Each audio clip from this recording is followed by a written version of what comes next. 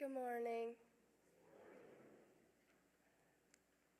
Today we're reading James chapter 3, verses 5 through 7. Likewise, the tongue is a small part of the body, but it makes great boast. Consider what a great forest is set on fire by a small spark. The tongue is also a fire, a word of evil among the parts of the body. It corrupts the whole body, sets the whole course of one's life on fire, and itself set on fire by hell. All kinds of animals, birds, reptiles, and sea creatures are being tamed and have been tamed by mankind, but no human being can tame the tongue. It is a restless evil full of deadly poison. With the tongue we praise our Lord and Father, and with it we curse human beings who have been made in God's likeness. Out of the same mouth come praise and cursing. My brothers and sisters, this should not be. Can both fresh water and salt water flow from the same spring?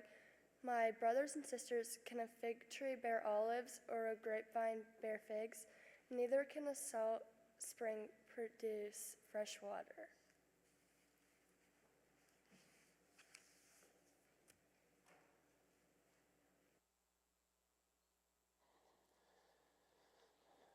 Thank you, Anastasia, for reading today's scripture. Thank you, Mary, for sharing some of your story during the offering, and I agree. Thank you, Praise Band. It's always a great way to kick off worship each Sunday with you all. Well, good morning. It's great to be back in worship with you again this week. Thanks for coming out this morning as we continue our series this week on the book of James. As we get started this morning and reflecting on this passage and reflecting on the tongue, I want to start out by showing you some images by a photographer that I've just become. He's kind of a photographer / artist, but his work just kind of fascinates me, what he did on a series. And so this morning I want to share these photos by Eric Pixargill and just get some responses. What do you notice? What do you see as you look at these photos?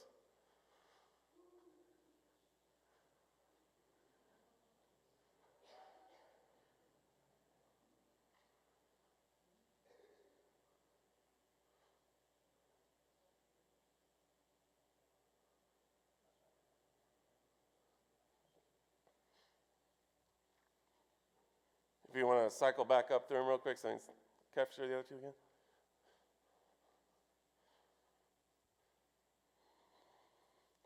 So what do you see? Okay. All right, okay, so they're not communicating. That's what we said over here? With each other, okay. No interactions? No phones, okay. So yeah, in the photos, what he decided to do, the artist, photographer decided to do with these photos is he decided to take these pictures and then remove the social media. What does that make you feel? What did you feel as you were looking at those? Anybody else have some responses? Maybe over here? Do what? Sad. Okay, how come? Okay, they look lonely because all of a sudden you remove the connection point and we're wondering what's going on. Okay, great. Any others? Left out. What do you mean by that, Steve?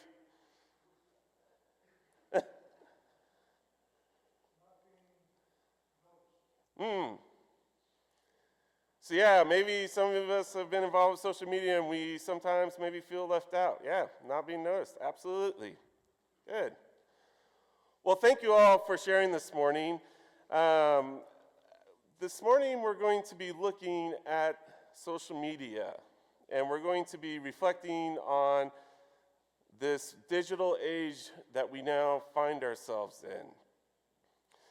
Because here's the reality. Please put your hand up real quick if you're a person and you didn't know coming to service that you were going to have to interact, But please put your hand up if you actually have a social media account. And by social media, you know, there's Facebook, there's Twitter, Snapchat, okay? Okay, quite a few of us, good. All right, now keep your hands up. Oh, okay. Now put your hand up in the air if you have family or friends that are involved in social media. Okay, I got a few more of us. All right, now put your hand up in the air and join the group if you have some type of phone like that looks like this, that's not attached to the wall with a long cord like they used to make. Okay, that's pretty much everybody. All right, thanks. The reality is we live in a digital age, and that has a huge impact on us every day. And what's fascinating is in 2015, there was a group of scientists that, I don't know, maybe it was a slow day at the office or whatnot, but they decided to try and calculate what would it look like if they printed out the entire internet, page by page of 8.5 by 11 sheets of paper. Anybody want to guess how many pieces of paper they calculated you would need? A lot? Yeah. They needed 100, they figured you had to have 136 billion pieces of 8.5 by 11 sheets of paper if you wanted to fully print out the internet in 2015. And keep in mind, we're now in 2019.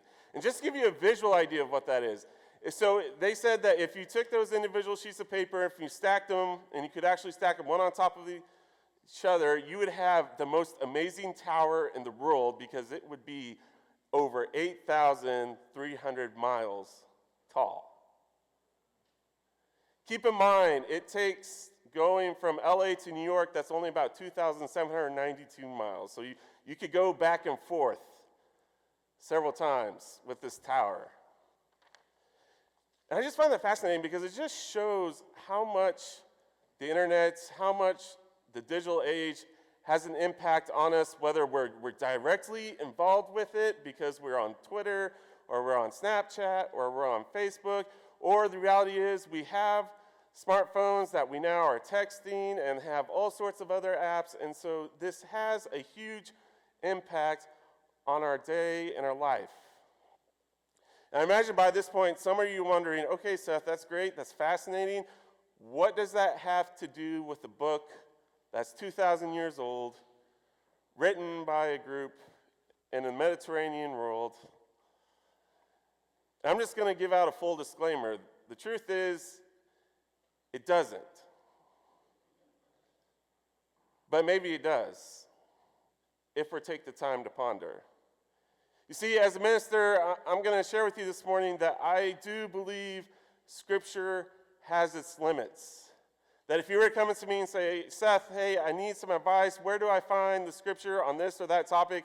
There are going to be some topics that I'm going to be frank with you and say, I can't turn to you in the Bible and say, without a doubt, this is what God is teaching. And yet, here's the deal. We are living in 2019.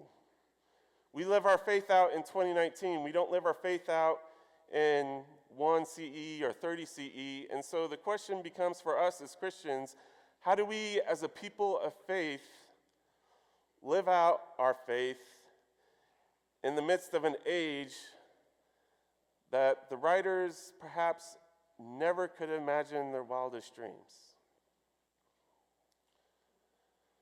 You see, the writer of James is writing to an audience that was struggling with its own issues that day. We have our issues in churches today, but the writer was struggling with their own issues, whether it was because it was clearly after Jesus was gone, and so now these Israelites who had made this commitment to Jesus were trying to figure out, okay, what does this mean?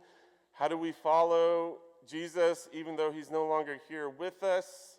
Or if it's written later, it might even be a bigger problem for them to wrestle with, because for a long part of their lives, the center of their faith was a temple that got destroyed by Rome in 70 CE AD. And so James's community, this community that this book is being written to, is trying to figure out, how do we practice life together? How do we live out now that life is changing for us? And so the reality is today, as we were exploring this, I'm going to need your help. Because the reality is, living out our faith in 2019 is not black and white. And so my hope is, as we're reflecting on social media and what does it mean to be a person of faith in the midst of all of this, that hopefully this small sermon time becomes a ripple effect, where maybe it sparks conversations in your family, with friends, of how you practice your life in social media and life and whatnot. Because the reality is, we cannot stick our heads in the sand. This is just a huge part of the society we live in nowadays. And so the speaker and the writer in James is reflecting on what does it mean to live and practice as a community. And one of the topics he felt like it was really important for his community is not exactly an epiphany. James takes the middle of his book to write about the tongue. And this is part of the reason I do appreciate James. James is fully realistic when it comes to recognizing our human nature. Because you see, we never have communities where people gossip. We never have communities where people talk behind each other's back, right? Wait, why are you laughing? Yeah.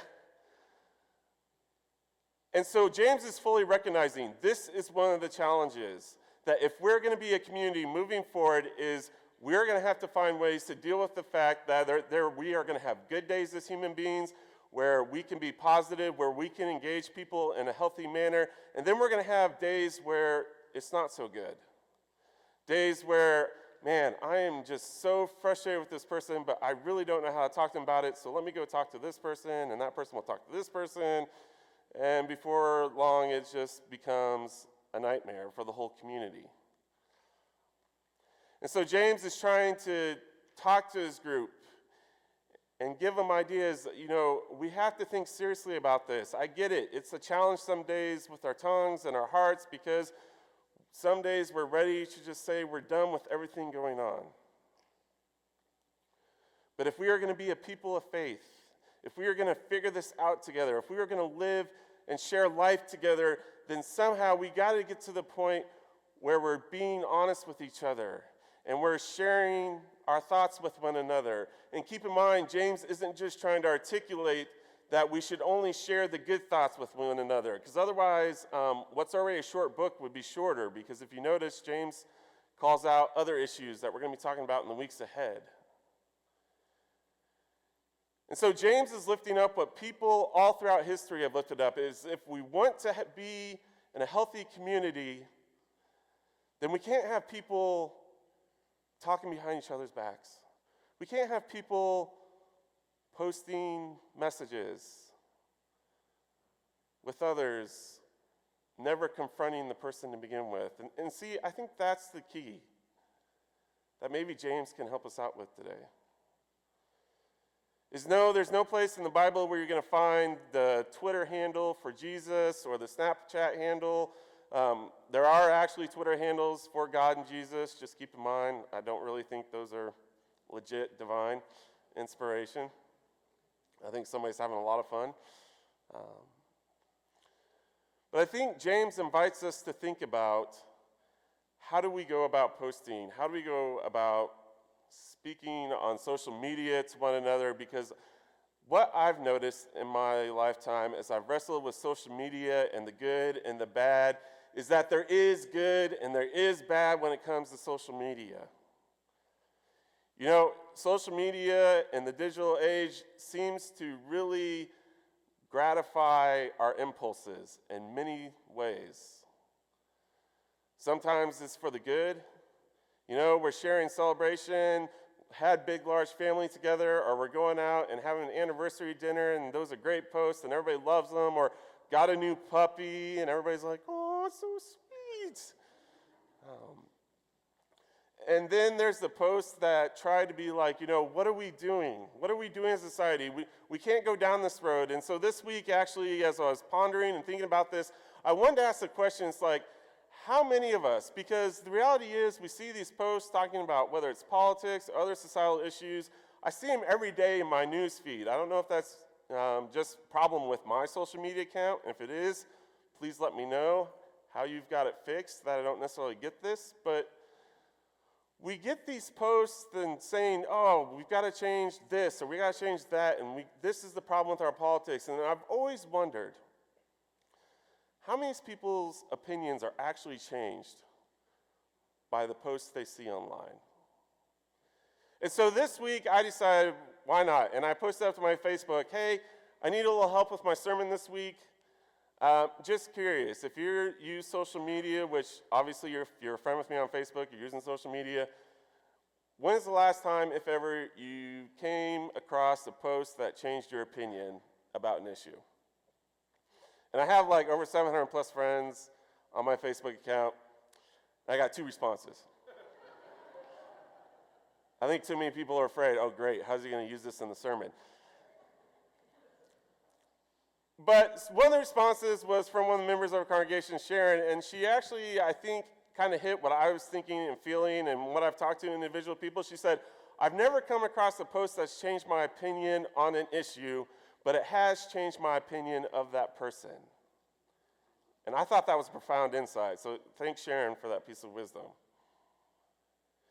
And so the question becomes, is if we aren't really changing each other's opinions online, why do we constantly post, and why are we constantly there on the social media accounts?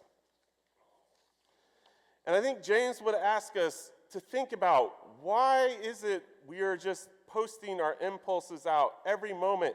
And maybe James is encouraging us to think about the fact that we need to think carefully before we just simply post out there, because we are building community one way or the other. Either we're building good community, or maybe we're building a kind of community that's promoting fear and suspicion of one another, because we start using labels faster than we can type as we talk about each other and post about each other in this digital age. As we come to kind of reflect on this a little bit deeper, I want to share with you another cartoon from the New Yorker that I think captures, especially as I've talked to young people about this topic, some of what's going on. In case you can't read the caption, it says, well, if it's any consolation, your social media makes it look like you're absolutely thriving. You see the paradox there? You see, that's one of the challenges I think we're wrestling with in our digital age, is because so many of us go online and we see these fantastic pictures, these edited pictures. We see these pictures that are getting all sorts of likes and getting all sorts of hearts, and we're wondering, how come I don't look that happy? How come I don't feel like I can be that successful? You know, I got to ask this morning, is it any wonder for our young people today that rates of anxiety and stress are on the rise? Because here's the reality, is that when I was growing up as a child, I didn't have to worry about what post might be forever eternally posted to the internet, or what picture. You know, if there was an embarrassing picture of me, I just had to find this thing called a negative. I'm showing my age, negatives, you know. You burn the negative, you burn the picture, it's done, it's gone. No more embarrassing pictures, no more, it's forever sealed away, shut, put in the closet. But for our young people today, it's literally just out there all the time. And so not only are they managing course loads, not only are they managing activities and all these friendships, they're also having to wrestle with, how do I look like image-wise digitally? And I know it's not just our young people, because you see the person who shared this cartoon is a colleague of mine that has been very open and shared about his own issues with depression.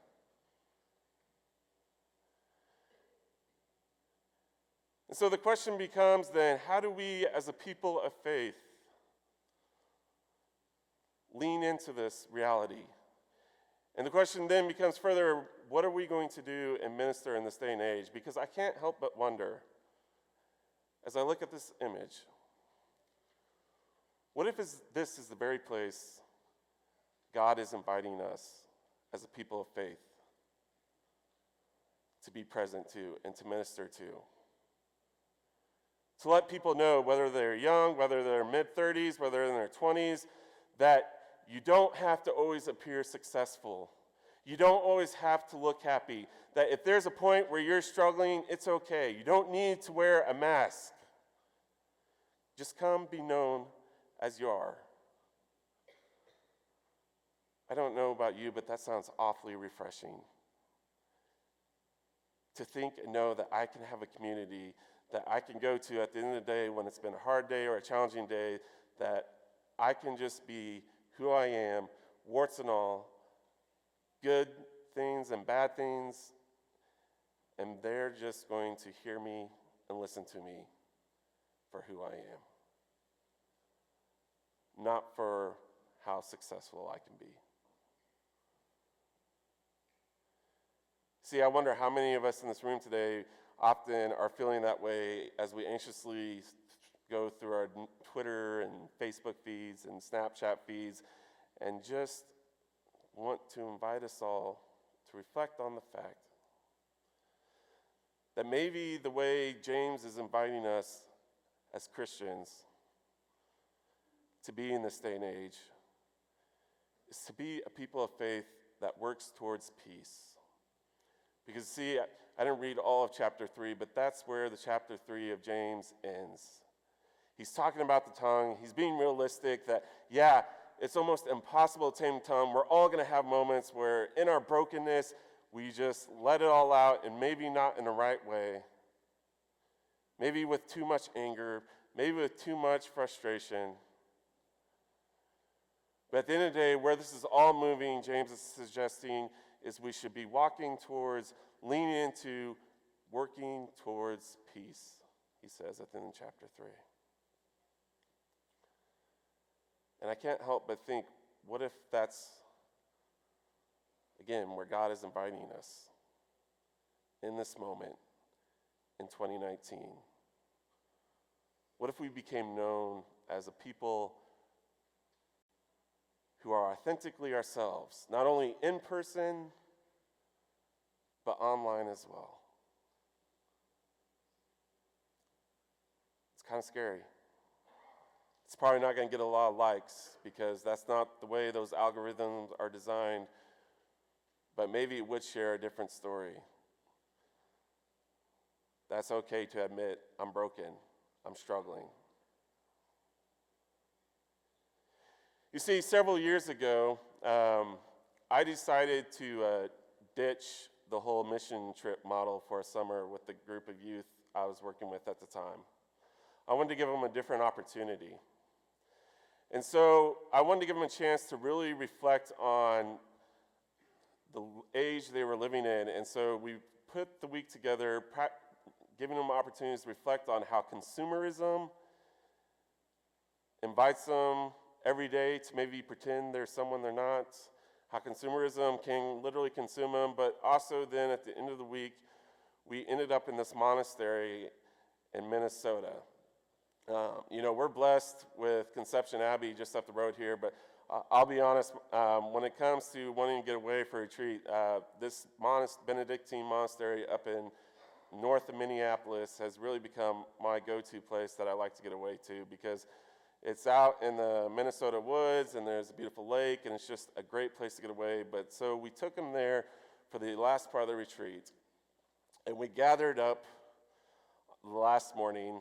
We had breakfast. We gathered together to talk about what the schedule for the day was. And so here I am sitting with this group of young people, and I tell them, you know what?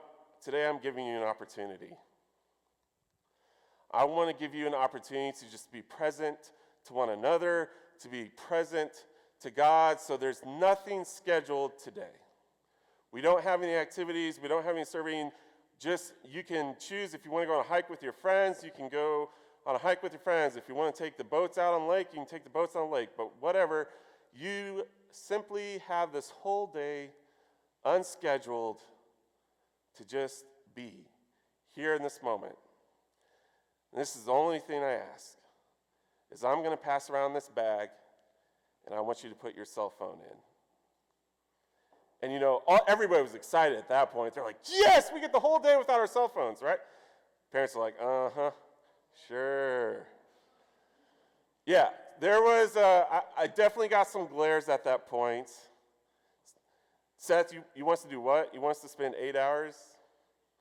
And don't get me wrong, it was the adults too, because if I was going to make the young people do this, the adults that went with us were doing it too. But everybody's kind of looking at me like, you've got to be kidding me. And so the day started out a little rough, and I wonder, did I blow it, taking them out here on this opportunity and whatnot? But everybody finally got over the fact that I had collected all their cell phones and everything, and they just went out and they started having their day out there in the Minnesota woods and the lake and doing different opportunities and whatnot. And we came back at the end of the day. And I've never forgotten the conversation we had that night in reflection, because one of the young people mentioned, before we gave them back their cell phones, something I learned about myself today is that I like my friendships better in person.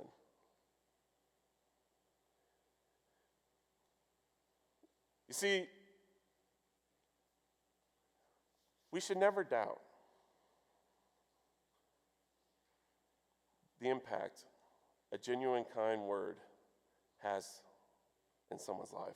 We should never doubt the fact of simply being present to one another, how much that can be a benefit to each other's souls. And so I just want to encourage us as we bring this close today. What about you?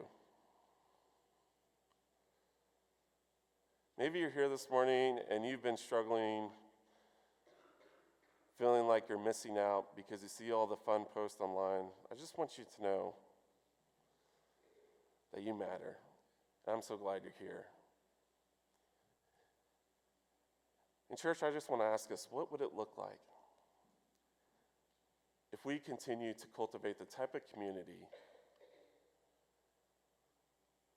where people are not only known for the success that they're willing to share online, but when people walk in those doors, they know they are coming to a place where they can fully admit, you know what? Today I'm struggling. And I don't know how I'm going to make it through the day without someone here to hear me out. Can't help but think that might make a huge difference in 2019 here in Lee Summit.